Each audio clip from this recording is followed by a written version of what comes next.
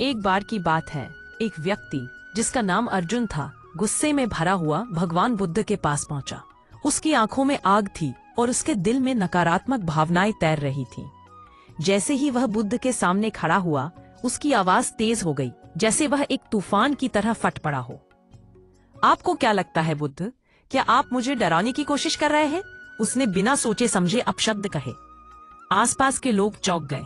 उनकी आंखों में आश्चर्य था। उन्होंने उम्मीद की थी कि बुद्ध भी गुस्से में जवाब देंगे या कम से कम चुप रहने के बजाय कुछ कहेंगे।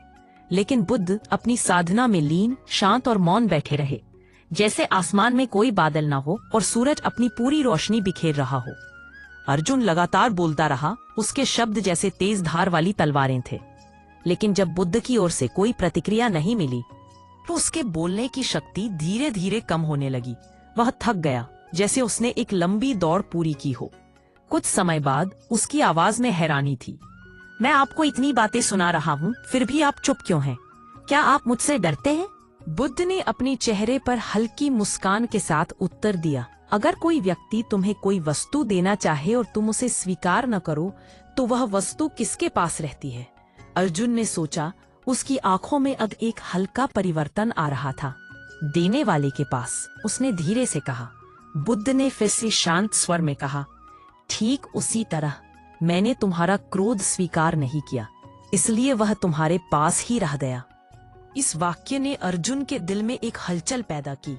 उसे अपनी गलती का एहसास हुआ, जैसे उसके भीतर की आग धीरे धीरे बुझने लगी। वह लज्जित हो गया। उसे समझ में आया कि क्रोध का उत्तर क्रोध से देने से समस्या बढ़ती है। जैसे ही वह वहां खड़ा था, एक नई सीख उसके मन में उतर गई। शांति, धैर्य और संयम ही जीवन का सही मार्ग दिखाते हैं। जो व्यक्ति अपने मन को शांत रखता है, वही सच्चे सुख को प्राप्त करता है। अर्जुन ने बुद्ध के प्रति अपनी कृतज्ञता महसूस की और अपने दिल में एक नया संकल्प लिया। वह अपने गुस्से को नियंत्रित करेगा और शांति की ओर बढ़ेगा।